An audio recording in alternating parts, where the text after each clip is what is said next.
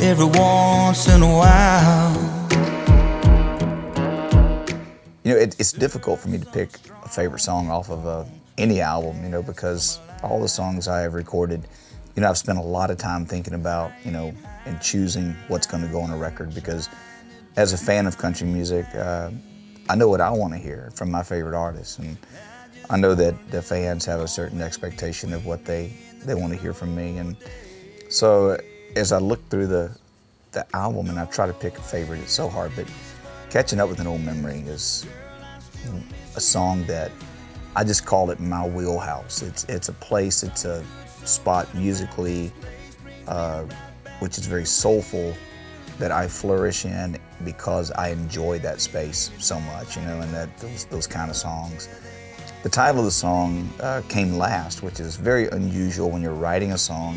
You try to start with the title or the hook of the song first in traditional songwriting. But this song started out, you know, from the first line, and we started telling the story about this guy that's in a bar, and I just stopped, you know, the session and said, I don't think this guy is sad. I think this guy is feeling something very nostalgic in this place, and maybe it's a relationship with a girl, and then I said, maybe he's just catching up with an old memory.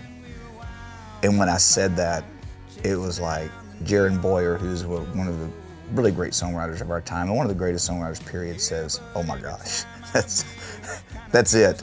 And it was, from there, you know, just the whole song, the whole glue of it came together around that hook. And I was very surprised that the hook would come that late, you know, in any writing session. And I kind of got the idea from an old Keith Whitley song. You know, when I was growing up, before I ever had a record deal or anything, you know, Keith Whitley was just starting to skyrocket, and one of the greatest voices of our format, and he died way too soon. But he had a song called This Is Just Between an Old Memory and Me. And I've always loved that song and the image, and I think this song really, you know, kind of stands on the shoulders of a giant like a Keith Whitley, and that's not a bad place to be.